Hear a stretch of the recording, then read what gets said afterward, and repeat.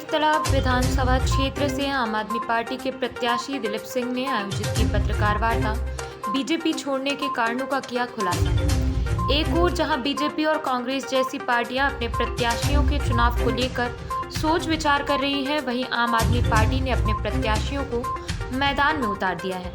रीवा के देवतलाब विधानसभा क्षेत्र से आम आदमी पार्टी के प्रत्याशी दिलीप सिंह ने कल पत्रकार वार्ता का आयोजन किया था।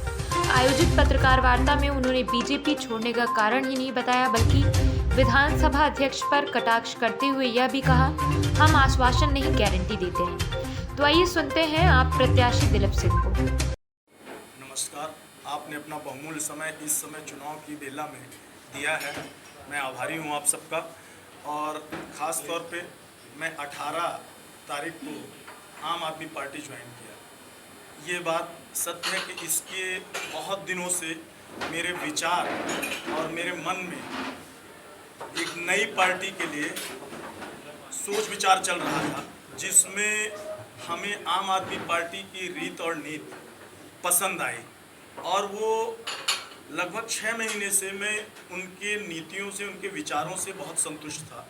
उसी को देखते हुए मेरी लालसा थी कि मैं आम आदमी पार्टी को ज्वाइन करूं और एक अच्छे प्लेटफॉर्म में सामाजिक जीवन में और राजनीतिक जीवन में मैं कुछ काम कर सकूं, जिसमें कुछ सच्चाइयां जनता के बीच में दिखे, जिसकी रीत और नीति एक हो।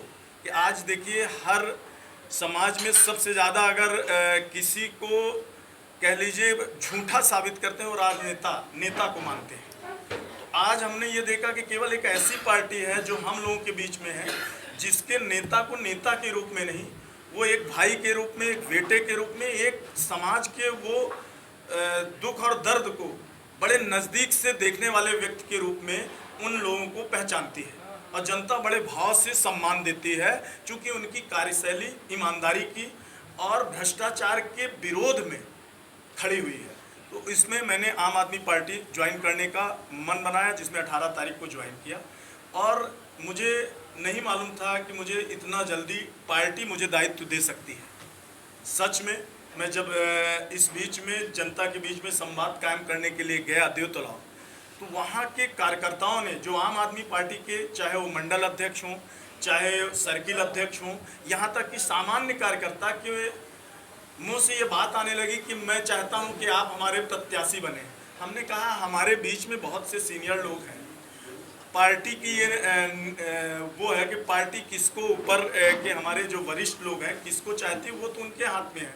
हम और आप का काम है जनता के बीच में सेवा करने का राजनीति के माध्यम से, और उसी को हम लोगों को पूरा करना है एक सिपाही के रूप में। लेकिन ये नो डाउट मैं आभारी हूँ पार्टी के उन वरिष्ठ जनों का और उन कार्यकर्ताओं का, जिन्होंने न चाह करके भी, अंदर से मुझे पता भी नहीं था, अंदर से मेरे नाम को जिले के मैं पदाधिकारियों का, मैं जिला अध्यक्ष का, शहर अध्यक्ष का, साथ ही मैं जिले के हर उन सभी अपने वरिष्ठ जनों का वंदन और अभिनंदन इसलिए करना चाहूँगा कि उन्होंने कैसे मेरे ऊपर इतना विश्वास कर लिया कि मुझे देवतलाब का प्रत्याशी बनाया। मैं जिस समय घोषणा हुई, मैं थोड़ा सा आश्चर्यचकित था कि इतना विश्वास, और कहीं ना कहीं मुझे बोझ भी लग रहा था कि इस दायित्व को मुझे और बहुत ही संवेदनशील होकर के निभाना पड़ेगा।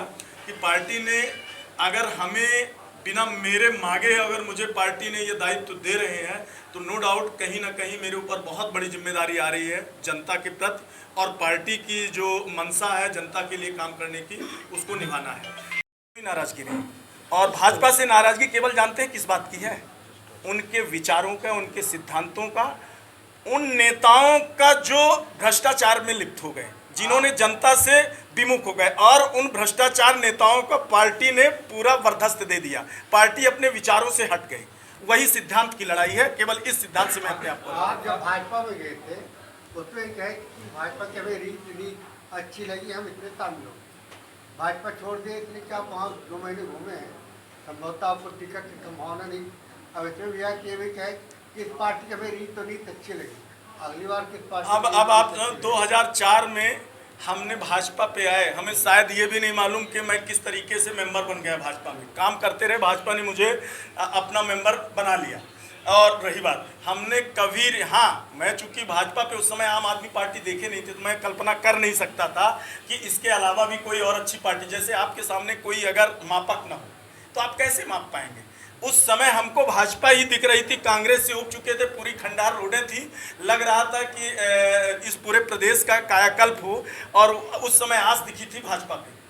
अब जब हमारे सामने एक प्रैक्टिकल के रूप में है, जिस प्रैक्टिकल इस तरीके से कि 10 साल का इतिहास दिल्ली है, 1.5 साल का इतिहास पंजाब है, उसको देख करके मेरे सामने तो आईने के तरीके से साफ है कि इन